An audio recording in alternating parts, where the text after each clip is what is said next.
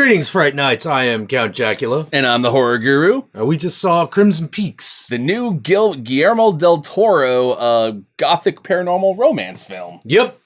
So, yeah, it was pretty fucking good. It was. Absolutely. It was a really great...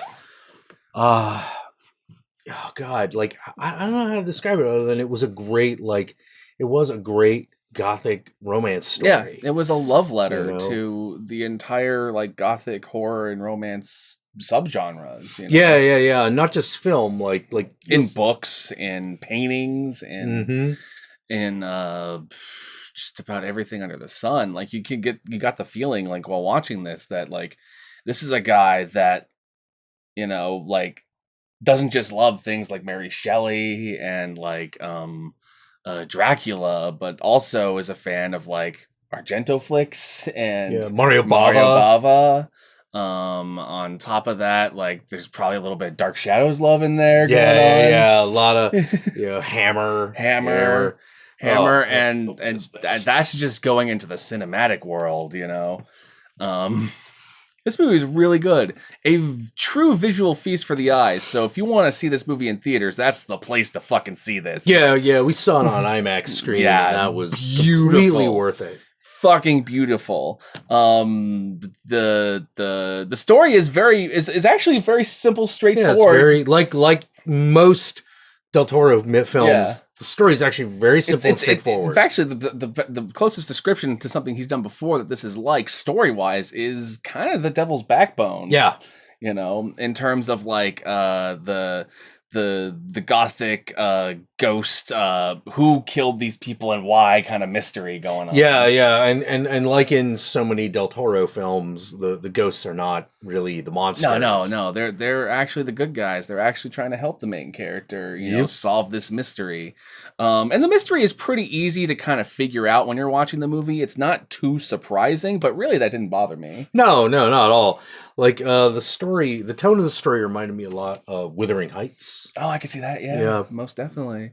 Definitely. The basic setup is this young American girl is approached by Tom Hiddleston, and he courts her, he marries her, and it turns out that it has something to do with her family fortune. Yes.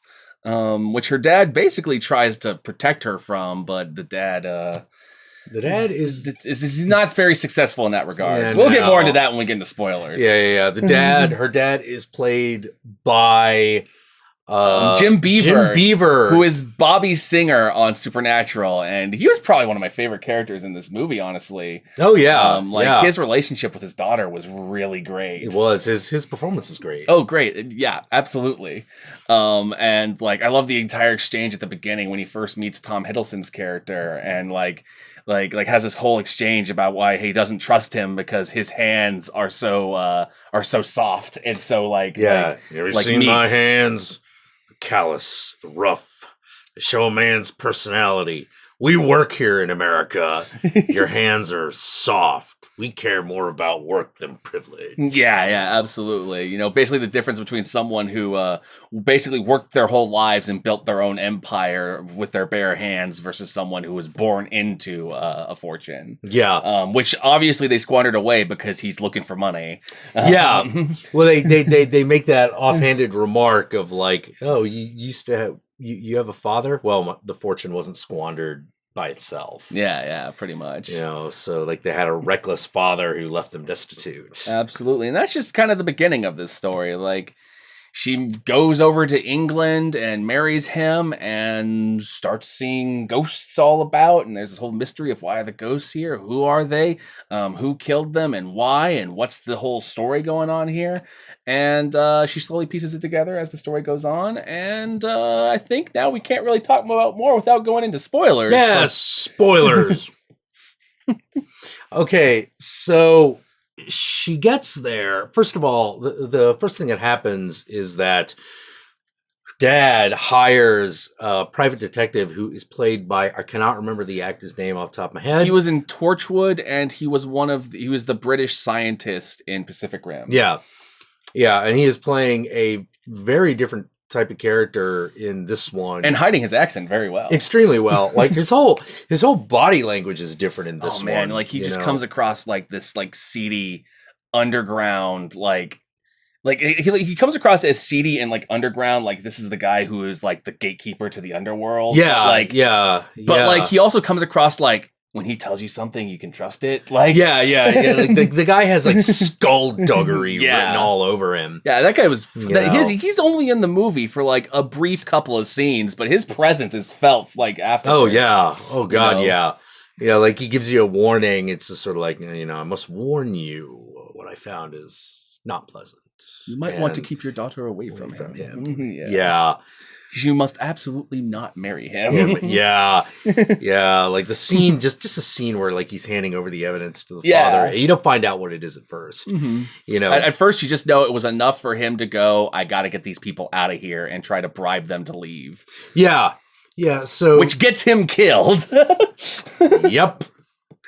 Which I actually kind of like at the beginning. They don't tell you who killed him. Like you kind of infer it might have been one of the people involved, but you might be wrong about that. Yeah, because Tom Hiddleston has this creepy sister that is always around him. Yeah, a very creepy sister who is suspiciously jealous of Mia. What's her name? Like Mia Wachowski. Yeah, I don't know how to pronounce her name, but like she was Alice in Wonderland, and she was the main character in Stoker. Yeah, which she was really good in Stoker. Yeah, like this character is very different from both of those. Yeah, very different. But you can still see why she was cast in this. Oh yeah. Like she comes off as very like kind of, like something you might that something that's like a little bit innocent, not stupid, but she's smart. But she is a little innocent and naive into the ways of the world. Yeah. But she is smart, and she is she is witty enough to like put down like some of the more aristocratic girls that are clearly not that smart. Yeah. She's kind of got almost like a Belle from Beauty and the Beast thing going on, like the Disney version. Yeah. But with a little more edge to her, for lack of a better way of putting it. Yeah. And she wants to be a writer, and the things she's really obsessed with is ghost stories, and so she's writing a ghost story, partially because when she was a little girl, she could have sworn she encountered her mom's ghost after her mom died. When her mom warned her not to go to Crimson Peak. Yeah.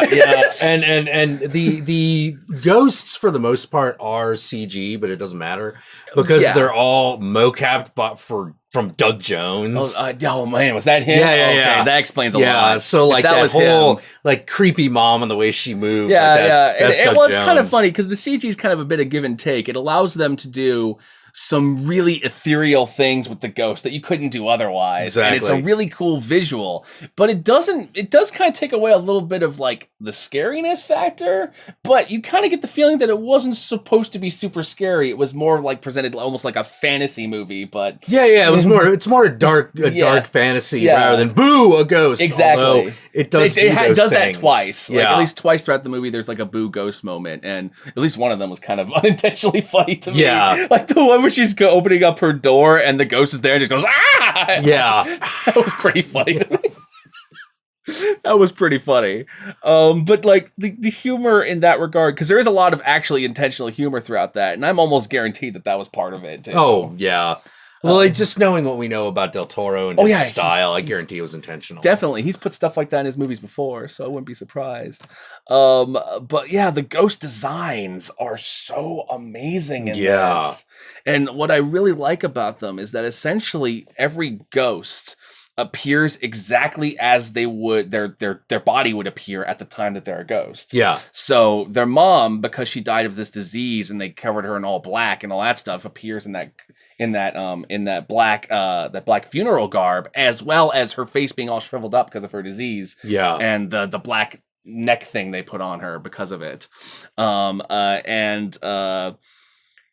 It brings to question, as the movie goes on, why all the ghosts at Crimson Peak appear to be covered in some sort of red goo. Yeah, because here's the thing about why it's called Crimson Peak is that the manor house that's owned by Tom Hiddleston sits upon a clay mine, and the clay is really, really good for making bricks, which is how he's trying to revive the family fortune. Absolutely. But it is deep blood red. And at certain times at night, like the red seeps up, especially when it gets wet. It seeps up onto the top of the surface, and it looks like the entirety of the property is red. Yeah. And when you add the snow to that, it looks like the house is bleeding. Yeah. It's a really great visual.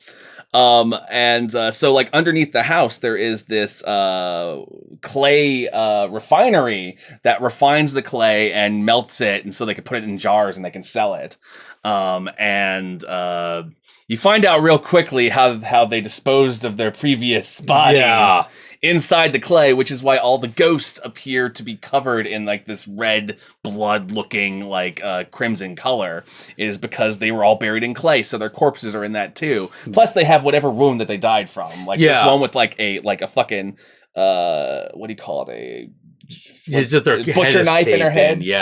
Butcher knife in her head. Like a huge meat cleaver wound. There's one that's like holding a baby. And you're like, oh my god, what's happening here? And they're all trying to warn the main character about something. Yes. Only her mom is able to speak, and the only thing she says is "Beware, Crimson Peak." And at first, when she moves into this thing, she doesn't know it's called Crimson. It was nicknamed Crimson Peak until she gets there. So by the time she discovers that, it's already too late. She's trapped there, and it turns out that Tom Hiddleston and his sister are murderers. Yes. They basically have been, in order to build his invention, which is essentially it's a digging machine. A digging machine that digs up clay and kind of filters it itself. Like it's all in one kind of clay reprocessing machine, digging and processing. And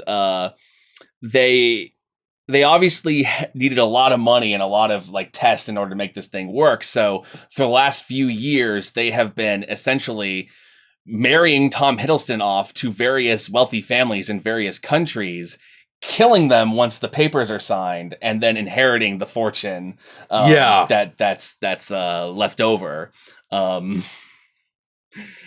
the main character is just the next in the line of that. But there's one catch. Tom Hiddleston actually falls in love with the main character. There's actually a romance between them throughout this movie, which complicates things because it turns out Tom Hiddleston's character has been in an on and off romance for his entire life with his sister, who is actually insane.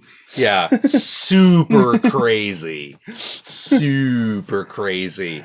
And it turns out, oh my god, that actress was fantastic. She was. Like when she would switch emotions on a dime, and you'd be like, oh my god, like I didn't realize how terrifying this character could be. And you really get the feeling as it goes on that Tom Hiddleston, like, despite his outward appearance, he's actually kind of weak internally. Yes, you know, like he just lets the sister walk all over him and tell him exactly what to do. But by the end of it, like he loves the main character so much, he's like, I can't go through with this. I can't. I just can't. And meanwhile, while this is all happening, you have the main character's original suitor, who was basically kind of like her childhood friend back at home, who really liked her, but she kind of chose Tom Hiddleston over him, who basically he's a doctor, and his first real hint that something off is going on is he's there when they discover her dad's when they essentially uncover the dad's body so she could confirm it's him, and he notices that something's off about the way his head caved in because it doesn't look like an accident, it looks like an actual bludgeoning. Because he's like they establish this guy is very into Arthur Conan Doyle. The idea of deductive reasoning. He's into deductive reasoning, and on top of that, he's already kind of a doctor. I think he's specifically an eye doctor. An optometrist. But like he understands like the basics of anatomy. And they even established like all these books about various like anatomy and deductive reasoning that he's got, and he oddly has a fascination with ghosts that I don't think really goes anywhere. He has that fascination with ghost photography. Which is something that he shares with Arthur Conan Doyle. Which was really cool, but it that one aspect felt like it didn't really go. Yeah, it didn't really do anything. Yeah. It didn't really do Like you anything. kind of expect like ghost photography to show up later at some point. Yeah, Like, and it like maybe really they'll doesn't. fatal frame it a little bit, but no, really it doesn't. doesn't really happen. But it is a cool scene regardless. But that is one thing where I'm just like, I wonder if there's an extended cut of this movie that brings that back. I know what you mean. Like did he manage to run into the dog? Overall, this is a really tight movie with a really tight script, and everything for the most part, like there's symmetry, things come back and things come together, and all these little hints being dropped all come and coalesce into a whole. That was just one scene where I'm just like, I'm not exactly sure how much this scene adds to the rest of the movie. Yeah, one of the things that's really cool about the film is that this house obviously has multiple levels. Yeah, and there are certain sections of the house, like the main area, feels very much like a castle you would find in like a Mario Bava movie. Well, I liked that when they first entered the house, it almost felt like the design of like the Dracula castle. Yeah, like just reversed. Yeah, so the stairs are over here instead of over here. I feel like if they added a whole bunch of like cobwebs or whatever and like made it in black and white, it would look like the Dracula one. Yeah, pretty much. Which is pretty cool. much. But as you move through the house, there are some areas that are just pure Del Toro. Yes, like yes. The hallway. Yeah, the fucking hallway with like the spikes. They do this really cool shot when she starts to figure out what's happening, where she's like in a wheelchair because they've been poisoning her this whole time. Yeah. Slowly with her tea, and she's in a wheelchair because she can't really get up anymore, and like she's kind of figured out that essentially the plot that they have against her, and like this hallway is built upon these arches that all have these little spiky things come through, and you've gone through this hallway in the movie before, and those arches are there, but you don't really pay attention to how menacing they look until he does this like downward shot through the hallway, and she's now in the center of those arches, and they're all pointed at her. Yeah. And I'm just like, oh god, like Del Toro is a visual storyteller like no other. Like his cinematography. Like, I know it's not just him, it's also a cinematographer, but like the visuals he does in his movies are like almost Kubrickian in how well they tell the story. Like you ever seen like a behind the scenes of Del Toro? He meticulously plans all that shit. Very much. He's even planning fades. Like this is gonna fade into that, and so it must be symmetrical. It's great shit. And story wise, like obviously he worked with the people whoever wrote this with him, and things like the idea of that whole butterfly metaphor. Where at the beginning of the movie, the sister is talking about how beautiful butterflies are, and but back at home, all they have are these really black moths, and they eat the butterflies. They eat the pretty beauty of the butterflies, and they're not as beautiful. And throughout the butterfly that she's saying as she does this with is like this like beautiful yellow white butterfly. And throughout the movie, you notice when she moves from America to Crimson Peak, she the main character is almost always seen in either yellow or white. Yeah. Whereas the sister, once they move to Crimson Peak, is almost always seen in either dark blues or blacks, sometimes grays. Yeah. Up until the point before they move, like she's always in a red dress. Yeah, Linda really liked that red. Yeah, dress. yeah, the red dress was amazing. Yeah, but once they get to Crimson Peak, the sister is like always in black, and every time the main character is sitting in a chair in her yellow dress, she's always like in a chair that is these huge black sides. That's almost like coming around to her. Yeah, so it looks like a moth is trying to devour her. Yeah, it's great visual metaphors. Yeah, so the hallway where they're just covered in these giant moths. Yeah. And you're like, look, I know there's got to be animatronics or something. I mean, because she literally like picks one up at one point and looks at it. Yeah. But Jesus Christ, it is just... It's beautiful. So beautiful and so menacing. And just like the visual metaphors going on throughout the movie are very consistent. Yeah. And they all make sense. The idea of her being this beautiful butterfly that these big black moths are going to devour. That's essentially what her story is in this, and she's got to get away from the moths.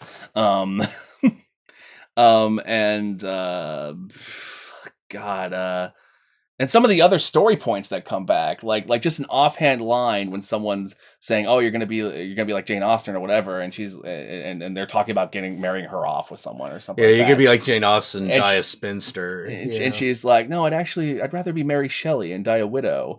And by the end of this movie, technically she is a widow by the end of this movie. Yeah. So Spoilers, Tom Hiddleston doesn't make it through the movie, but he's still in love with her and kind of saves her as a ghost at the end, which was pretty cool.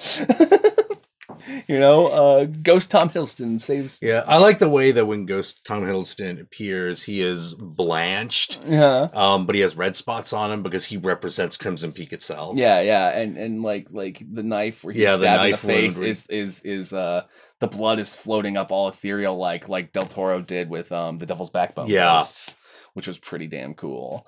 And you kind of do, like, despite Tom Hiddleston being established as a bit of a murderer and womanizer as a result of what he's been doing this whole time, like, you actually do kind of feel he did love her. Yeah, like their romance is real. It is the one thing that he probably has in his life that is real. Yeah.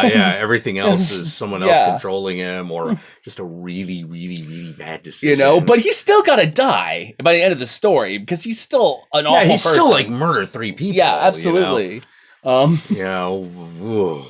Yeah. Oh God, the explanation of the baby ghost. Oh God, that was that was nasty. So it turns out the baby ghost does not belong to the mother ghost that is in Crimson Peak.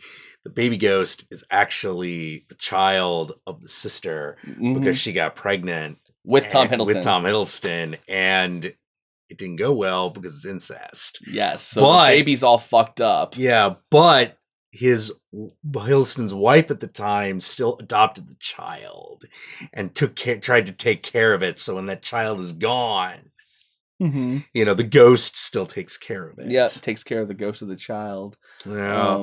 Which is one of the best signs of how sympathetic the ghosts themselves are. Oh yeah, the ghosts are super bits sympathetic. like that.